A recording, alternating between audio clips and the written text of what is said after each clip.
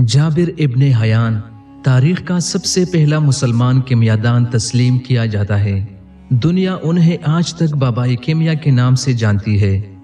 اس عظیم مسلمان سائنسدان کے بنائے مختلف کیمیکلز اور آلات کیمیا آج تک دنیا بھر میں زیر استعمال ہے۔ جابر ابن حیان کا نام سنتی ہی مسلمان اپنے پرشکوہ ماضی پر فخر محسوس کرتے ہیں۔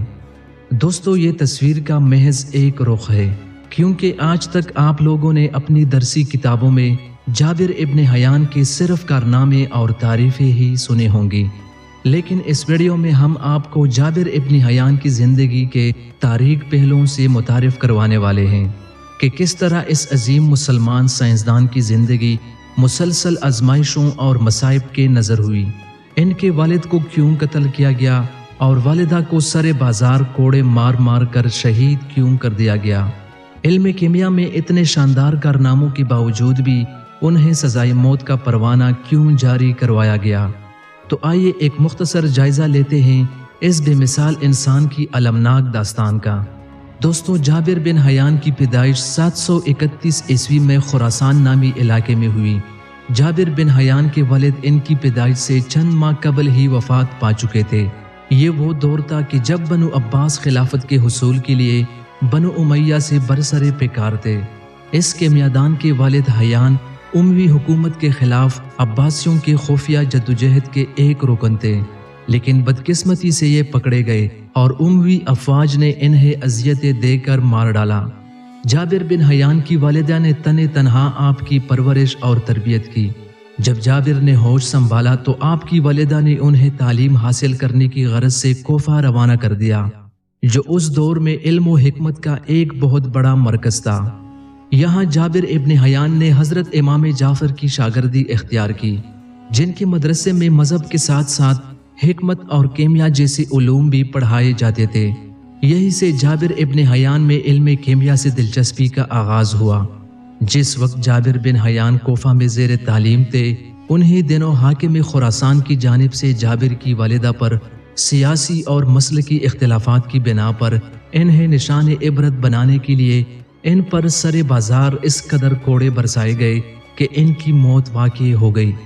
علم حاصل کرنے کے دوران جابر ابن حیان نے اپنے ارد گرد کے کیمیاگروں کو سونا بنانے کی جنون میں مبتلا دیکھا تو خود بھی یہی روش اختیار کر لی۔ کافی عرصہ کیمیائی تجربات کے باوجود اسے سونا بنانے میں کامیابی تو حاصل نہ ہو سکی، لیکن اس دوران جابر علم کیمیا کی ایک نئی دنیا سے روشناس ہوا اور یہی علم اس کے رجحانات کا مرکز بن گیا۔ جابر بن حیان ایک کیمیائی آلے کے موجد بھی بنے۔ یہ آلہ آج بھی دنیا میں زیر استعمال ہے، جسے ریٹارٹ کہا جاتا ہے۔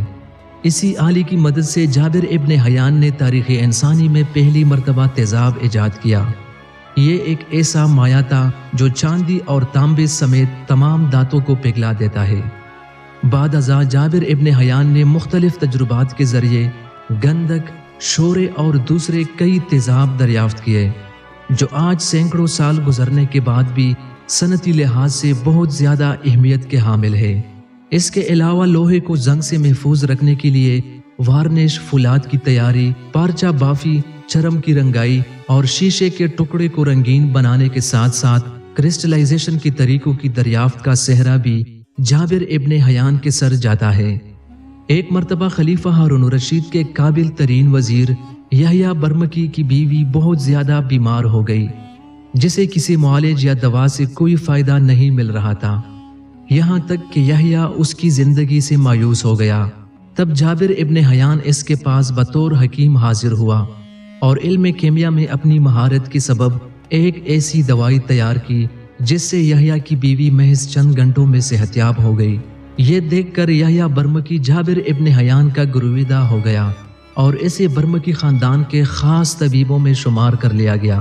دوستو، برمکیوں کی مدد سے جابر ابن حیان نے اپنی تجربہ گاہ قائم کی اور اسے اپنے علم و تحقیق میں حکومتی معاونت حاصل رہی، لیکن بدقسمتی سے کچھ عرصے بعد برمکی خاندان کے تعلقات عباسی خلیفہ ہارون الرشید سے بہت زیادہ خراب ہو گئے۔ برمکی خاندان کے نہ صرف تمام افراد کو قتل کر دیا گیا، بلکہ ہر وہ شخص جو کسی نہ کسی طرح اس خاندان کے ساتھ منسلک تھا वो भी खलीफा की शदीद अतात की लपेट में आ गया। जाबिर इब्न हयान का शुमार भी बर्मकी खानदान के नवाजे हुए और करीब तरीन लोगों में होता था, लेकिन ये अब्बासी खुलफा के गज़ब का निशाना बनने से कबल ही अपनी किताबें और लेबॉर्ट्री का मुख्तसर सा सामान लेकर बसरा फरार हो गया। बसरा उस दौर में एक पसमानदा तरीन शहर था। यहाँ के लोग तलवार, जर्रा बख्तर और घोड़े को एड़ लगाने के सिवा कुछ नहीं जानते थे। जाबिर बिन हयान ने अपने इल्म के जरिए उन्हें आसमान और ज़मीन के वसतों का मुशाहिदा करवाया और यहाँ के लोग जाबिर की इल्मी काबिलियत के मुतारिफ हो गए। लेकिन यहाँ भी हाकिम वक्त से जाबिर इब्न हयान की कुछ खास ना बनी। हाकिम बसरा और जाबिर बिन हयान के दरमियान मसलकी और सियासी इख्तिलाफात तो मौजूद थे, लेकिन जब जाबिर इब्न हयान के इल्म काबिलियत की शोहरत शहर बसरा में फैलने लगी तो बसरा के हाकिम के दिल में ये एक कांटे की तरह कटकने लगा। लिहाजा हाकिम बसरा के हुक्म पर उस दौर के मुतबर लोगों ने जाबिर इब्न हयान की इजादात और किमियागरी को जादू, कज़ब और कुफर करार दिया। इन इल्जामात की जद में लाकर जाबिर इब्न हयान को काजी बसरा की अदालत में पेश किया गया, जहां हाकिम बसरा की ईमा पर उसे सजाए मौत सुना दी गई। लेकिन बाज़ साहिब इल्म लोगों की सिफारिशात और जाबिर इब्न हयान की इल्मी खिदमात को देखते हुए इसकी सजाए मौत को ताउमर कैद में तब्दील कर दिया गया। लिहाजा जाबिर इब्न हयान ने अपनी बाकी तमाम उम्र एक छोटे से मकान में कैद रहकर नहायत गुर्बत की हालत में गुजारी और इसी बुसीदा मकान में अपने खालिक हकीकी से जा मिले, जहां पहरेदार हर वक्त इनके सर पर मौजूद रहते।